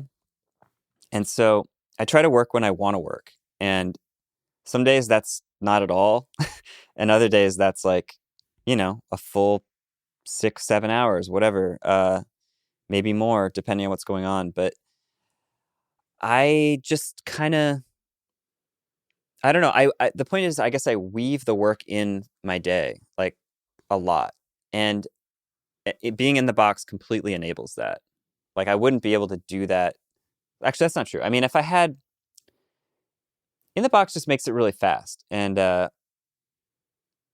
just know that I can open a session anytime, anywhere, and it will be the same. But I think I just like trying to work in shorter increments and let instinct and perception, like fresh perspective, be the drivers of how I get stuff done. Yeah, you mentioned at the beginning the 20-minute intervals, and I was like, "Whoa, that is short. That is like a short interval to work on a song." And Yeah, and step and that out. would apply to like something that I had already maybe worked on, like a first mix for like 2 hours, but then I got Right. a little stuck, and then I come back, and it will take me 20 minutes to be like, okay, this is ready to send. Yeah. That kind of approach. I Yeah. mean, obviously, there are times where you have to sit down and focus and go deep, and that can take hours, but a lot of this job is just circling back. You really, I find that I only have to do the focused longer period for the first pass. When I'm starting from prepping to getting the first mix done to show them. But everything else related to the project is usually just touch-ups, And I don't know, I feel like most of the job is touch-ups. Like, in terms of the sheer hours spent, or like correspondence, and the process is mostly just touch-ups. And for you, is that like mixed notes, or is it like an internal touch-up thing? It's both. I mean, I basically I try to weave in the notes with my own notes, Yeah. but I don't necessarily tell the artist like what my line of thinking is on the side as I finish stuff. I don't know. And some songs too, I'm quite happy with mix one, and I only do the notes. But sometimes I'm like, just every time I hear it, I'm like, I can do it better. I can do better. I can do better. I'll massage things. Yeah. Yeah. It's the taking time. I'm in New Jersey now. Let's circle back to that. Yeah. I mean, I just don't want to force anything. And I think I've kind of been trying to prove to myself that I don't have to force things out the door for them to be good and for the client to be happy. Like, I can afford to take a more relaxed approach. And in general, like, people aren't like pounding on the door, with emails being like, when's this going to be done? Like, everyone's pretty chill. And I try to be really deliberate about understanding what the deadline is. And if there is a deadline within the week, like, suddenly that song is at the top of the priority list. I got to factor in some other stuff too, but like, it's just a giant juggling act, and every day is different. And every day, I I'm not very organized. Like I just kind of I tend to the most important thing at any given moment, and it seems to work out. Yeah. You know. Yeah. That's good. I guess. I don't know. That's There's probably a it's better way hard, to do it, but yeah.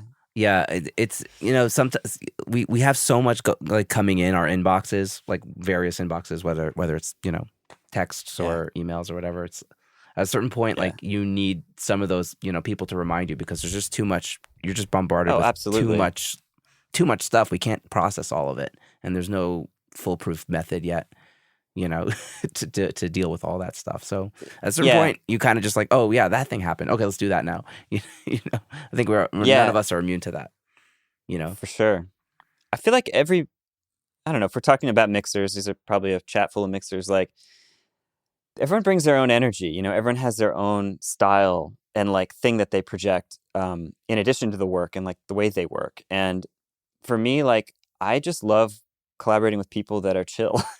and I just find, for whatever reason, like most of the work I get, the people are really friendly and relaxed and communicative, and I don't know, I've for some reason I've been able to find like more like peace in this work recently, and I don't know if it has to do with the way I approach it or if it's just luck or what, but yeah, I don't know. I think the work-life balance thing is super important, and you can steer the ship like slowly in the direction that you want. And yeah, I guess all this to say, like for me, I switched from being like working tons of hours every day in New York to working a lot more relaxed in a more rural setting in a house, and like I've enjoyed the change in direction. You can. I think there's like a delicate balance there between like when you're young and you really need to hustle, and that actually is a thing, and For also sure. the fact that it's also kind of bullshit, and it's like you don't really need to do all this stuff, and like I'm from like Ashkenazi Jewish New York, so it's like productivity is the name of the game, and like that's how I was raised. So it's hard for me not to feel like I had a productive day. Like it gives me anxiety if I don't feel like I got stuff done. But like you don't really need to do that. It's all in your head. You know what I mean? It's all like that psychology. I am the same way. I do beat myself up when I feel unproductive. Mm-hmm. But I've kind of been doing this thing lately where I push the boundary. I'm like, well, how chill can I be here? Like, can I make this work if everything's more chill? Yeah. And yeah, I think people are pretty forgiving, and people are pretty like, they just want their music to sound good. So like everything I'm trying to do here is get better at making things sound good. And it just so happens that, turning down the stress level is working with like getting good mixes. So just going with it. Yeah. Travis wanted to ask a question based on what you were saying. How do you handle client expectations on when they get the first pass? Do you give them a date or a window? It sounds like you are chill about it, but maybe I'm wrong. Yeah, I mean, I usually try to keep everyone afloat with like when they can expect something. But also, I don't know. Sometimes I feel like people don't offer any information on their end about what they need. And I kind of take that as like, all right, well, I guess things are pretty relaxed, And more often than not, that seems to be the case. People will let me know if they have a deadline up front, and like that's what it is, and like, we make it work. But I don't know. I think it's just every project's different, and it's just a giant juggling act. I don't really have a system. I kind of feel every song, every project, every artist out a little differently. Yeah. How do you keep track of all your projects coming through? It's like all in a big Trello or something. No, I've always been curious to try that app. I've never even really seen it though. I hear people talk about it all the time. I should try it out. But basically, it's just my folder. It's like my file structure. It's like every artist I'm working with has a folder, and then in those folders are the songs, and like I just sift through that many, many, many, many times throughout the day. There's a spreadsheet with more business stuff that my management team kind of keeps tabs on, but for me and like getting my work done and making sure everything's moving, like it's really just on the computer. It's just Finder. Yeah. Folders and files. Yeah. Epic. Yeah. Whatever it takes. Super epic. Yeah, no, totally. I'm using Notion these days, and I have because I work on like a bunch of different kinds of things, and so like I have like templates for different things to kind of like, this is like this is a song miscellaneous, or this is like a song production, or this is just a mix, or whatever. Yeah, and Notion. stuff. I gotta look that up. But yeah, Travis also is he's way deeper in Notion than I am even. But yeah, I could learn a thing or two from you guys probably. He says it's a black hole of time sucking. That's probably also true. If whatever's working for you is working for you, then yeah, I'll put a link to Notion in the show notes for sure, Stephanie. Yeah. Does anybody else have any questions before we kind of bring this to a close? Because I don't want to leave anybody hanging. Or if I missed a question, please tell me real quick before we end this, because I realize that you guys have been sticking around for a long time. So thank you for your patience, everyone. Okay, it's in the chat. Notion.so. Attack wall. How it works. Yeah, yeah. For your room. There you go. Attack wall. Sure. I mean, I don't know. I feel like I'm the biggest tube trap advocate. I have been for years. It's a solution that really worked for me, and I don't know. I've never looked back. Like, I've told this story a few times, but living in New York City, like, was just always so skeptical of doing a build out and installing acoustic treatment in an expensive and bulky way. And like, a couple friends told me about the tube traps, and I just decided to go for it. I bought a giant set of them used. I got lucky finding a set used, and I just was blown away at how much better my speakers sounded when I started mixing in the attack wall. And I don't know, I got used to the sound. I'd go to friends' studios and hear their rigs and like feel like something was missing, or it just didn't sound familiar to me. And I just keep rocking it. And I've taken it to 4 different studios now, and it always provides a familiarity. I just love that it was a one-time investment. It was like I spent a bunch of money once, almost 10 years ago, and I still am benefiting from it, and it's moved with me. It's just a hard thing to pull off. That's crazy. Sound and physics and a decade in the Yeah, I don't know. But I know of people that don't like the attack wall. They think it sounds funny, or they think it looks goofy, or what, I don't know, whatever. It's like, it just has worked for me. And it's hard to try it because it's a physical thing, and they're hard to find, they're expensive. But I think most people I've known who decided to go for an attack wall have been pretty psyched about it. So, how's my endorsement? Big fan. Yeah. And I think Greg's also asking about like the low end. I think we talked about this pretty in depth in our previous chat. I'm pretty sure. Yeah. I mean, I think it's pretty undeniable that it enhances the low end no matter what. Like, I don't think anyone has the experience of putting an attack wall in their room and it sounding less good in the low end. But my experience with it was that it sounded like it dropped an octave in perception. Like, even my first pair of speakers I was using with the attack wall were Adam A7s, and I just feel like the whole I don't know what 60 to like 150 hertz just really blooms like with the attack wall, and it was a little hollow sounding before. And the inventor of the tube trap, this guy Art Noxon, who owns ASC, the company that makes them, his whole thing is like, all these speakers that we buy, these studio monitors, are designed in anechoic chambers to have great bass. They all have great bass. They can generate accurate low end. The problem is your room and the placement, and things get all warped by the time it gets to your ears. And like, the point of the attack wall is it gives you a space where you can hear that engineered, accurate bass, because it's all just physics in the end. Just air pressure, pockets of air pressure in your room that travel to get to your ears. And whatever you can do to clean up the accuracy of those pressure patterns means better sound. And that seems to be what the attack wall does. Yeah. I don't know much about physics, but it does seem to work. Yeah. Excellent. Amazing. Yeah. Yeah. Two tracks do seem great. My studio is someone else did the acoustics for my studio, and I just have a lot of like really thick foam in front of my computer screen and in between my speakers. It's like on the front wall, and it acts very similarly in terms of like it's just absorbing a lot of that energy at the front. Right. Right. And it seems to work for me right now. One day maybe we'll buy the tubes. So we have one last question. This is from Ricieto. I hope I'm pronouncing your name right. I probably am not, and I apologize. How do you think everything in a song needs to be heard? Sometimes I feel like elements getting a bit lost in the mix make the whole thing sound better. That's really interesting. Yeah.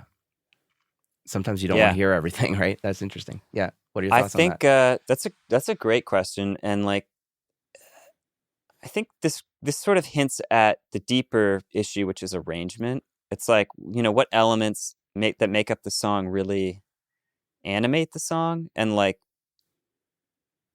make the most of itself, kind of like, I don't know. So I feel like I receive a lot of productions from people where I hear the rough mix and the drums are loud and the vocals loud and this like one lead guitar is loud, and then there's like 50 tracks of just stuff that's like really quiet.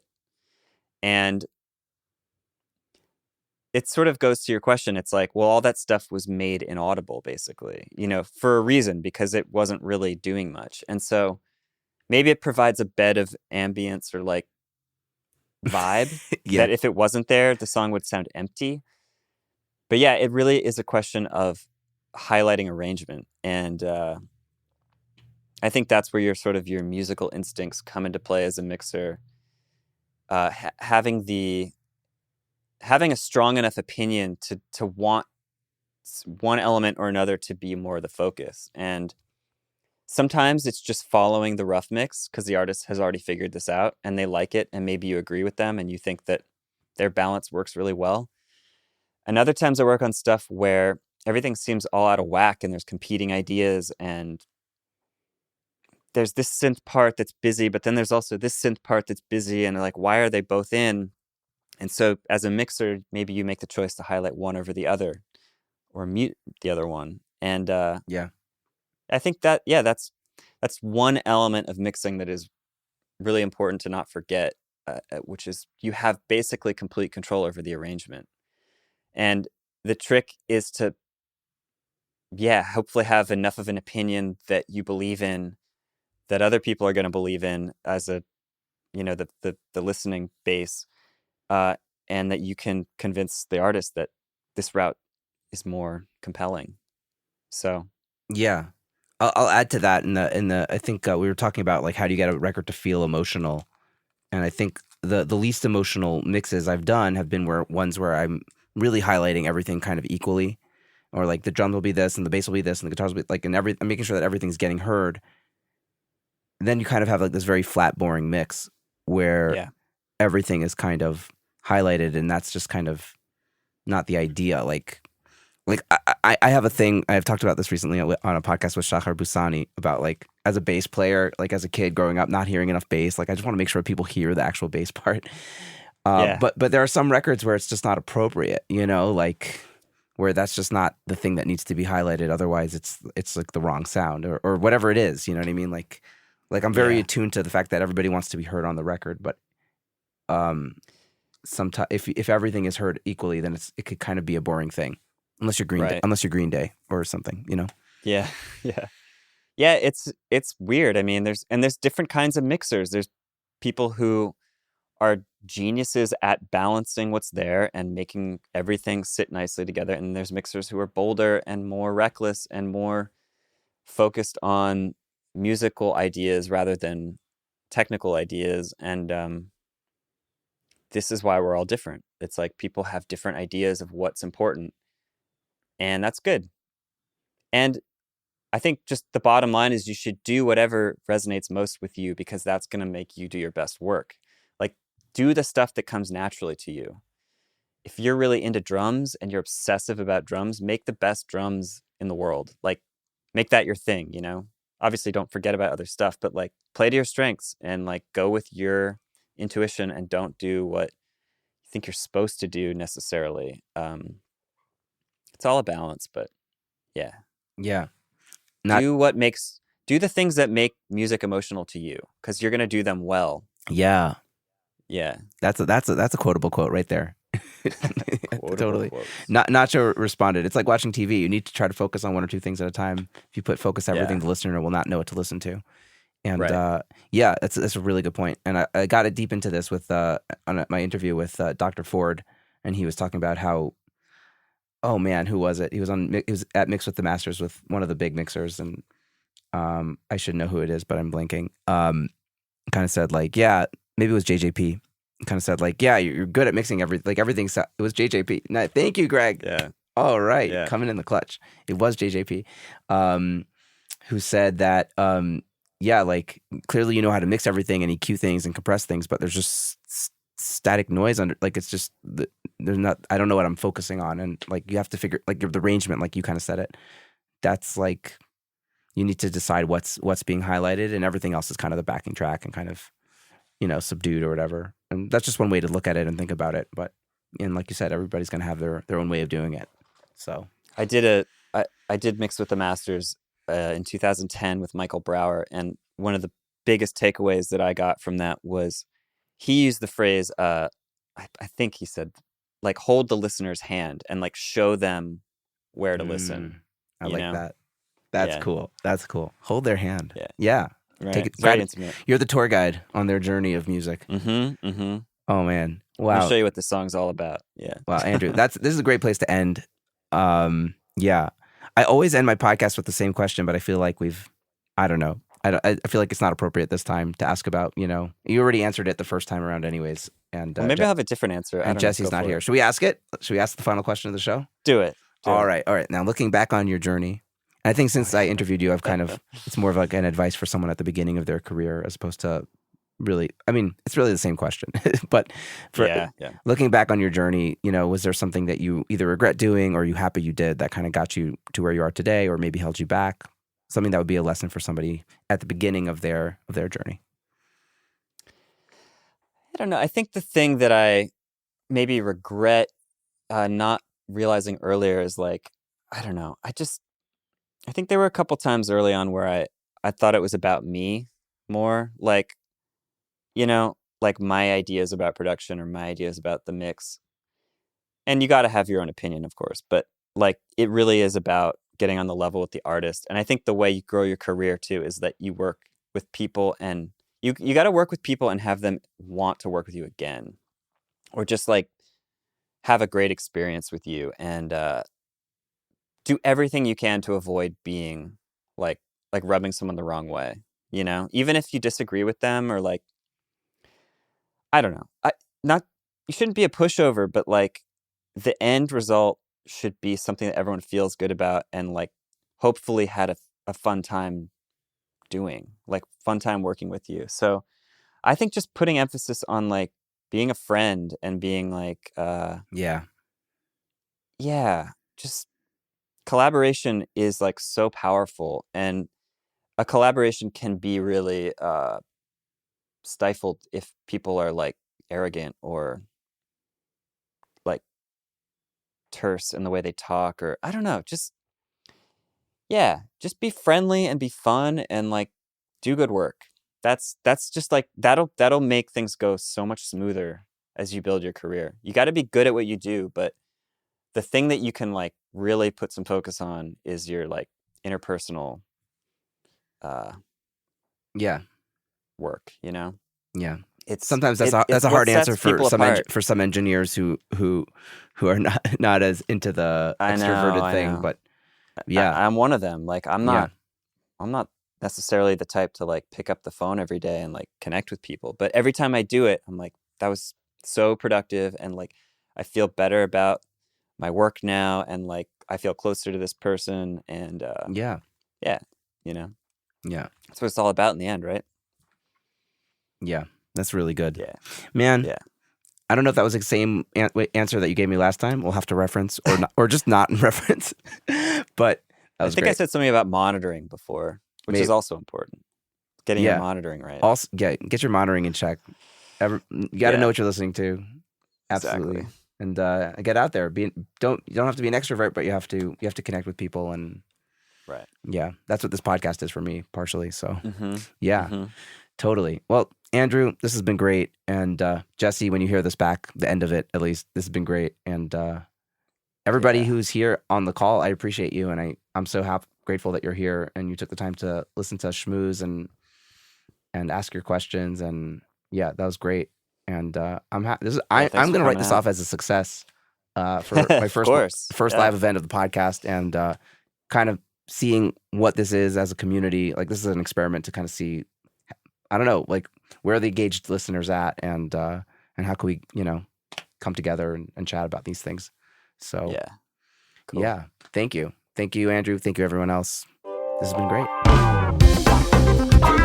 Thank you so much for listening to this episode of Secret Sonics. I hope you enjoyed this conversation as much as I did. If you've been digging the show, it would be awesome if you could share this episode or your favorite episode with a friend or two, and or leave a rating and review on Apple Podcasts, Spotify, or your podcatcher of choice. That's it for now. Have a great week. Take care and dig in. See you soon. Bye-bye.